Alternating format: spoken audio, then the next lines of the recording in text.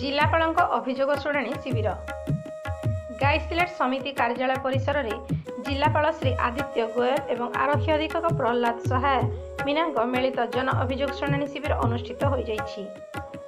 जिलापाल श्री गोयल एवं आरक्षी अधीक्षक प्रहलाद सहाय मीनांग समेत जिला परिषद मुख्य उन्नयन अधिकारी श्री सुशांत सिंह, पद्मपुर उपजिलापाल आलोक कुमार पटेल एवं जिला जनस्वास्थ्य अधिकारी डॉक्टर निरुपमा षडंगी उपस्थित रही लोकों अभियोग शुणिथिले।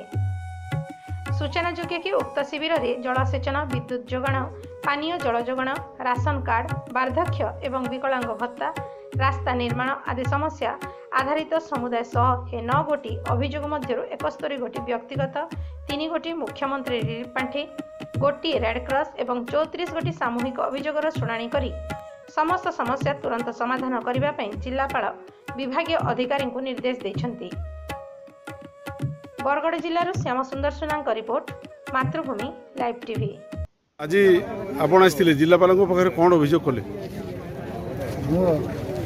चाषी संगठन राजगुड़ा समय कृषक संगठन तरफ हेतु आम चाषी मैंने आम अभियोग थिला गत अदिनिया वर्ष मिरिजम बात्यार आम बहुत क्षयक्षति होता।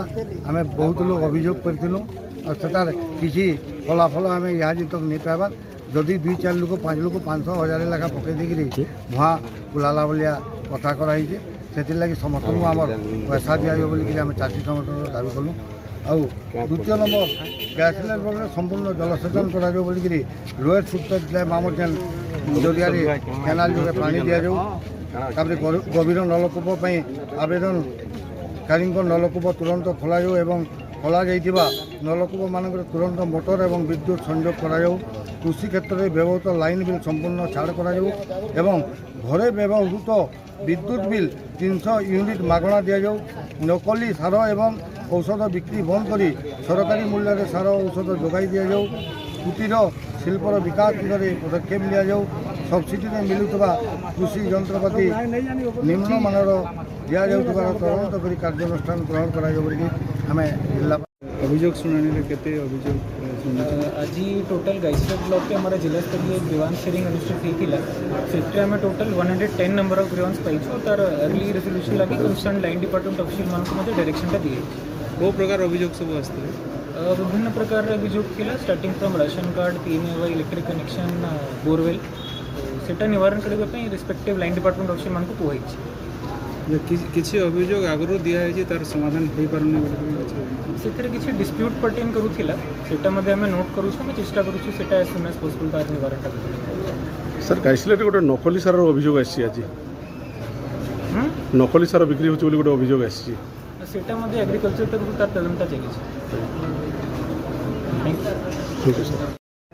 परिचय देवे मु प्रसन्न कुमार मिश्र, मुख्य जिला कृषि अधिकारी बरगड़ डिस्ट्रिक्ट। आज ग्रीवांस को नकली सार गोटे अभियोग आसाला कौन पदक्षेप आज जी मुझे आज हूँ नकली सार विषय एटी किसी ग्रीवांस आसनी और नकली सार जो कहते बरगड़ डिस्ट्रिक्ट नकली सार बोली मु जानवर आमर ओडिशा भितर बरगड़ डिस्ट्रिक्ट चाषी भाई मत सबुठ बुद्धिया और सी जो कहते नकली सार नकली मंजी एक्चुअली बहुत गुड़े जिन भूल भटकार कहते आम एग्जाम्पल खोजुँ जे प्रकृत में कौटी जर्मिनेसन होनी कौन प्रोब्लेम होती एपर्त डीप रुट्रे किसी आसी मो पाक रिपोर्ट आम कौन रिपोर्ट पाऊनु किए नकली सार रखी पाखे यहाँ नकली सार बोली सेमती रिपोर्ट किसी आम पाखे ना कौन सार सेमती कौन चाषी भाई मैंने मो पाक नहीं आसी ना।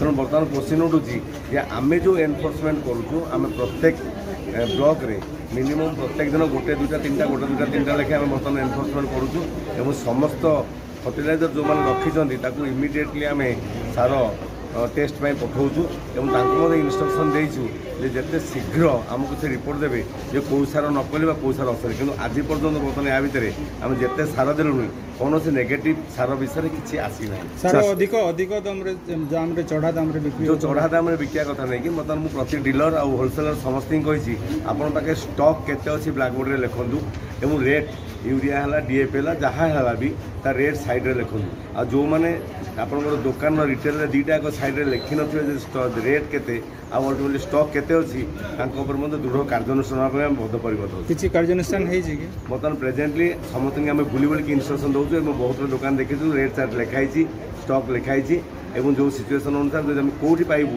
সো কোজ নোটিস ইমিডিয়েটলি দেবো সেকেন্ড টাইম দেখলা মানে আমি সসপেনশন করবু লাইসেন্স। স্যার চাষী সংগঠন গোটে দাবি দিয়েছিল সেই দাবিরে লেখা হয়েছে নকলি সার গাইসিলেট বিক্রি হচ্ছে। ହଁ ନକଲି ସାର ମାନେ କ'ଣ କହୁଛନ୍ତି ନକଲି ସାର ମାନେ ଚାଷୀ ହିଁ ନେଇକି ନକଲି ବୋଲି କହିବ ଏବଂ ଚାଷୀ ଯେଉଁ ଆମେ ତ ଫାଷ୍ଟ ଦେଇ ପହଞ୍ଚିକି ସେ ନକଲି କହିପାରିବାନି ତାହା ଟେଷ୍ଟିଂ ପାଇଁ ଯିବ ଏବଂ ଯେଉଁ ଟେଷ୍ଟିଂ ପାଇଁ ପଠାଇଯିବ ଆମେ ତା ଦେହରେ ନକଲି ଏପର୍ଯ୍ୟନ୍ତ କିଛି ରିପୋର୍ଟ ଆସିନି ହେଡ଼କ୍ୱାର୍ଟରରୁ ଏବଂ ଚାଷୀ ଭାଇ ଯିଏ କହୁଛନ୍ତି ନକଲି ସାର ଅଛି ବୋଲି ମୋର ଅଫିସ୍ ସବୁବେଳେ ଖୋଲା ସେମାନେ ନେଇକି ସେଟା ଆସନ୍ତୁ ମୋ ପାଖକୁ ଏବଂ ନକଲି ବୋଲି କହନ୍ତୁ ଆମେ ତାକୁ ଇମିଡ଼ିଏଟଲି 3 ଦିନ ଭିତରେ ବାହାର କରିବୁ ଏବଂ ଯେଉଁଠୁ ସେ ସାର ଆଣିଥିବେ ବା ପ୍ରୋବ୍ଲେମ୍ ହେଇଥିବ ତାଙ୍କ ଉପରେ କାର୍ଯ୍ୟାନୁଷ୍ଠାନ। କେତେ ସାମ୍ପଲ୍ ପଠାଇଛନ୍ତି?